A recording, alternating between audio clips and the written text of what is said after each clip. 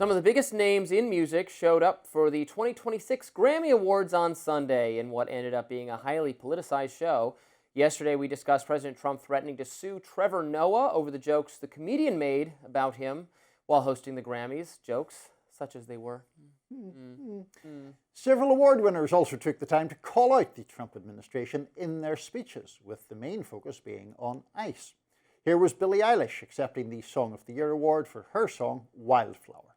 As grateful as I feel, I honestly don't feel like I need to say anything, but that no one is illegal on stolen land.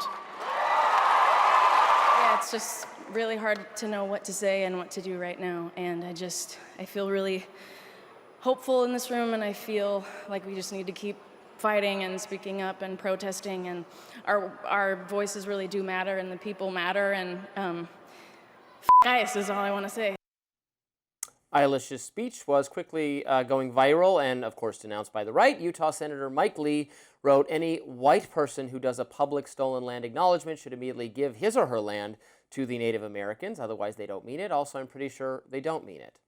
But the big star of this year's show was Bad Bunny, the Puerto Rican artist who won multiple awards, including Album of the Year. It was the first time in Grammys history that a Spanish-language album won the top prize. Here was some of his speech for another award that he won earlier in the night. Before I say thanks to God, I'm gonna say eyes out. We're not savage, we're not animals, we're not aliens, we are humans, and we are Americans. Bad Bunny is also getting ready to perform at the halftime show of the Super Bowl in just a few days. He has drawn scrutiny from the MAGA crowd for his repeated criticisms of Trump. Last year, he declined to perform in the continental United States during his world tour, saying he was concerned that ICE raids would put his fans in danger. Some conservatives suggested they will boycott the halftime show, and Turning Point USA has even put together an alternative show featuring Kid Rock as the headliner. Republican influencer and former Marine Jason Nelson says on X, if the NFL doesn't immediately switch the halftime show from whoever Bad Bunny is, they will see the largest viewership drop in Super Bowl history. The boycott will be bigger than the game itself. Heck, I'll boycott anyone who advertises. Change the show, or we change the channel. Bet you're going to be flipping over from Bad Bunny to Kid Rock. I would have to fervently stick with Bad Bunny on that. Also, that thing of like whoever Bad Bunny is, like at this stage, there aren't many people who genuinely don't know who he is. Even he has permeated even my awareness. There we at go. This point, which of music is very low, but Robbie Suave, professor of pop. Yes. Not generally something that's said. Look, award shows, we're used to what I would describe as kind of empty and hollow statements about political topics from, keep fighting, keep protesting. Well, okay, what are you doing? It's fine. But, that's par for the course. I'm with Ricky Gervais, who's in my favorite award speech of all time said, nobody wants to hear from you. You've spent less time in school than Greta Thunberg. Get your award, thank your God, and get off the stage. Love that guy. But, they're going to do what they're going to do. It's fine. I think the comment, no one is illegal on stolen land, deserves some additional scrutiny. What does that mean?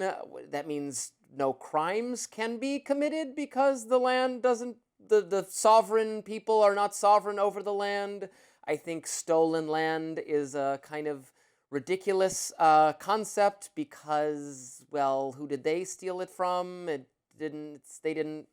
The native people didn't have it for all of human history until we arrived here, but, there I go again. So let me defend Billie Eilish. No surprise that you and I disagree on this one, I think. Firstly, someone who has a platform is entitled to use that platform to express whatever views they wish. And of course, people are entitled to challenge that view. The stolen land thing, I certainly don't take that as meaning no law. There can be no law anywhere in a nation that is constructed on stolen land. I think she's making the argument, albeit in fairly combative terms, that the nature of the United States is that we are all immigrants or descended from immigrants unless we're indigenous people. Furthermore, there was a story last month that I tweeted and various others did too, where several Native Americans originally from the Sioux tribe were detained by ICE. Now, the bitterness of the irony there in having people whose land was unarguably stolen from them detained by immigration authorities, like, that's pretty wild stuff. Now, there's a whole separate point of it, land acknowledgements, blah, blah. Billie Eilish is entitled to make her feelings known. I thought that the rest of her speech, which we played there, about the importance of people raising their voice, is important in the current climate. And so good for her, is the short version.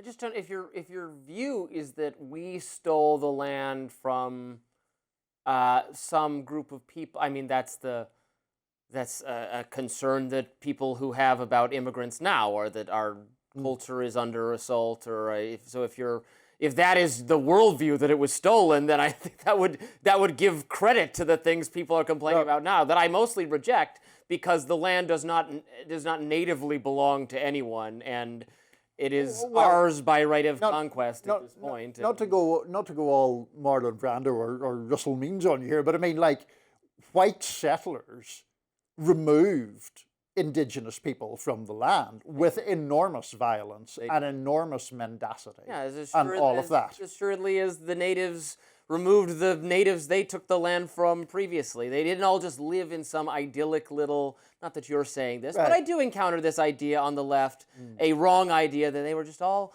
holding hands and frolicking and eating a little bit of bison and everything was fine. And then we came here and we introduced warfare to them, is a very romanticizing the native of not just America, but of any the history of human beings is a history of warfare and displacement and slavery and genocide in every continent and in every corner of the world. There can be a romanticization of some things, and in general taking the indigenous element out of it.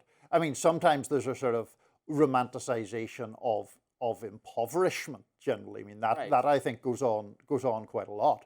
That being said, I mean, if we actually looked at the statistics demonstrating the appalling levels of impoverishment, social dysfunction, etc., among indigenous people in this country, I mean, they're catastrophic. They are obviously a people or peoples who have been treated just with complete callousness and disregard.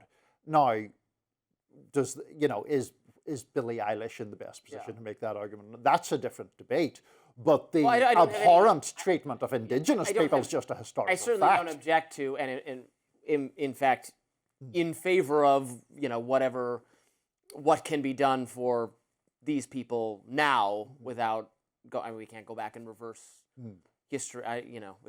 What can we do to make? Our Native Americans are obviously should be and are citizens and are part of our country and should be, whatever we can do to, I mean, whatever we can do to help, disadvantaged. I'm less about it having a specific race or cultural context, but whatever we can, what we owe to people who are truly poorly off. Yeah. Although I don't know if I would grant them, the casino rights that they have are rights I would extend to all people, because I don't think gambling should be illegal or tightly regulated. Yeah, I mean, I think it is valid. This is, of course, a big discussion in this country in all sorts of ways. I certainly think it is valid to argue for government policies that in some way ameliorate or expiate the injustices of the past when those injustices are completely clear. Well, if it goes into the preferential, hiring and admissions, I tend to oppose them, although I will concede that was the redressing past grievances was the reason for instance, university-based affirmative action, racial preferencing was we have done bad things to people of color and we're making up for that. The interesting thing about the history of court jurisprudence on this issue for the last 20 years is basically the Supreme Court said you can't do that. You can do racial-based preferencing because diversity is an advantage for you, which to my mind was is not as compelling, honestly. And I know some people on the left who feel that way too. making up for past harm was a more solid reason for doing this, whereas the diversity framing is kind of a bit nebulous. It's like pseudo-scientific and nebulous. But was then the argument that all these administrators had to admit, well, yes, of course, when we said we were doing this to remedy past harms, what we really meant is we benefit from a student body that is exactly 7% this and 19% this and 3% this, which no one really believes, and it was why the whole thing eventually collapsed. Right. I mean, I think that, in general with these issues, there has to be, I think, some recognition that the legacies of past injustices do continue in various forms. And so there are still very wide racial inequities in this country. There are still, there's still an issue where people who have traditionally been frozen out of positions of influence or have failed to get earned promotions or be elevated in the way their abilities would entitle them to, then creates a perpetuating effect where nebulous terms are used like, oh, we don't think that person would fit in there. And it's actually just sort of subtle racism or subtle prejudice by another name. One thing I would say is economic circumstances amputated from race tend not to be counted in that process as much as I think they should be. I mean, somebody from a very impoverished part like Appalachia or something, I mean, that's an obviously disadvantaged community even when it's a white community, and that's, part of injustice too. All right, we've got a lot more to talk about on Rising. Please stay with us.